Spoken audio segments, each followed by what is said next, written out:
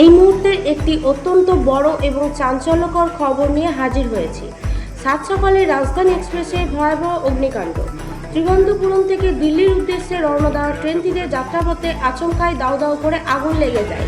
জানা গিয়েছে শনিবার নির্ধারিত সময়ে ট্রেনটি রওনা দিয়েছিল, কিন্তু আজ রবিবার ভোর 5:30 নাগাদ মধ্যপ্রদেশের লুনিরিচা এবং বিক্রমগড় আলো স্টেশনের মধ্যবর্তী এলাকায় পৌঁছতেই ঘটে এই বিপত্তি।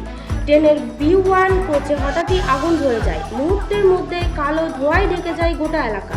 দাউ দাউ করে জ্বলতে থাকা আগুনে লেলিহান শিখা দেখে ট্রেনের ভিতরে তীব্র আতঙ্ক ও উত্তেজনা ছড়িয়ে পড়ে। যাত্রীদের মধ্যে হুড়োহুড়ি পড়ে যায়। তবে স্বস্তির খবর এই যে শেষ পর্যন্ত বড়সড় কোনো বিপর্যয় ঘটেনি। রেলকর্মী ও উদ্ধারকারীদের তৎপরতায় যাত্রীদের দ্রুত ও উদ্ধার করে নিরাপদ স্থানে সরিয়ে নিয়ে যাওয়া হয়েছে।